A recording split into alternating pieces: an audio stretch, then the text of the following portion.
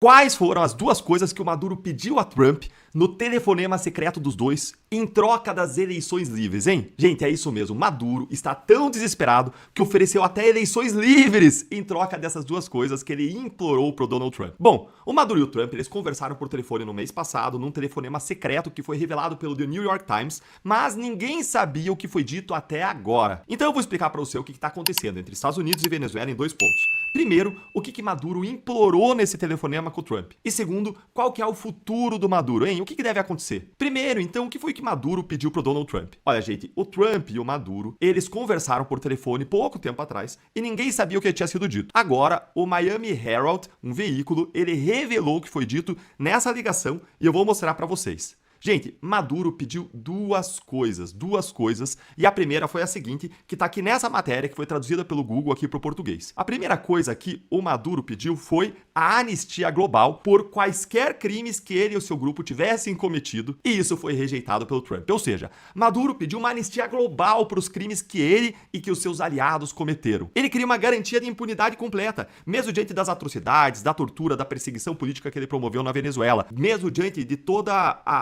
o dano humano que ele causou, gerando aí uma emigração, uma fuga em massa de pessoas. E o Trump rejeitou esse pedido. Mas será que o Donald Trump ele rejeitou esse pedido porque ele simplesmente quer atacar a Venezuela? Será que ele rejeitou porque ele prefere a guerra? Ó, tem uma questão importante aí. Mesmo que quisesse, o Trump não teria como juridicamente entregar isso que o Maduro pediu. Uma anistia para o Maduro, ela seria completamente incompatível com os tratados internacionais de direitos humanos de que a própria Venezuela faz parte. A gente tem que lembrar que a Corte Interamericana de Direitos Humanos, que é contra anistias para crimes e violações sistemáticas contra direitos fundamentais, já disse que ela ainda tem jurisdição sobre a Venezuela. Isso mesmo depois da Venezuela, há mais de uma década, tentar sair da convenção para poder violar direitos humanos à vontade. Além disso, o Tribunal Penal Internacional, ele ainda está investigando Maduro por crimes contra a humanidade. Então, gente, como e por quê que o Trump iria se esforçar para salvar alguém que não é seu aliado e que provavelmente vai ser responsabilizado de qualquer forma pela comunidade internacional? Não faz sentido. E agora vamos para o segundo ponto.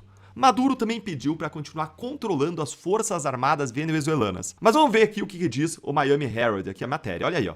Segundo, eles pediram para manter o controle das forças armadas, semelhante ao que aconteceu na Nicarágua em 1991 com o Violeta Chamorro.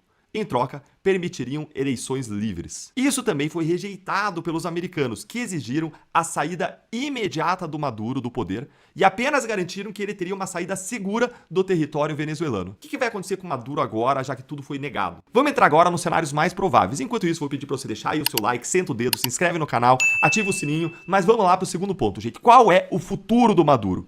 Bom, na literatura sobre transições democráticas, nós podemos ter transições por ruptura de dois tipos. A primeira é por ruptura, que é quando ocorre o golpe de Estado. Ou a gente pode ter ainda uma transição por revolução, que são duas transições diferentes. Por revolução, por ruptura, acontece um golpe de Estado, revolução, né? Ou ruptura é a mesma coisa, acontece o golpe de Estado. Essa primeira situação é essa que aconteceu, por exemplo, em Portugal, em 1974, quando aconteceu, por exemplo, a Revolução dos Cravos. E você vê aí uma das fotos históricas do dia que marcou o fim da ditadura de Portugal e o nascimento da democracia por lá. Nessa foto aí você vê soldados do movimento das Forças Armadas misturados com a população, o que tornou a revolução possível.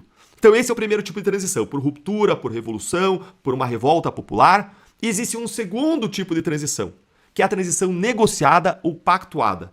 E foi esse segundo tipo de transição que aconteceu, por exemplo, no Brasil, depois do regime militar, e aconteceu na Espanha depois da ditadura do General Franco.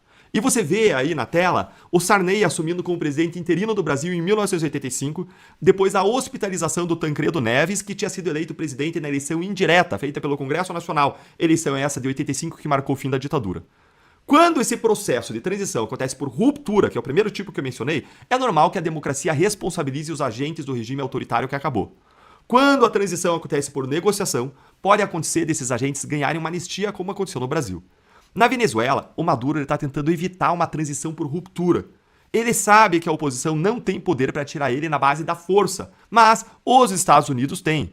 Os Estados Unidos têm e estão em contato com a Maria Corina Machado, vencedora do Nobel da Paz, para tentar encerrar a ditadura do Maduro. Será que a Maria, ela pouparia o Maduro de enfrentar a justiça?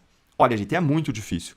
O Maduro ele também está tentando negociar ou pactuar a saída dele do poder com os Estados Unidos, justamente para ele ganhar uma anistia ou conseguir o resultado mais favorável possível, que deve incluir uma espécie de exílio em um país aliado.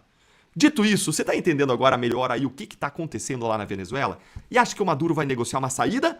Ou ele está fazendo aí um jogo de cena, abrindo uma negociação para tentar permanecer mais tempo no poder e ver se alguma coisa do cenário muda para ele seguir sendo o ditador autoritário venezuelano?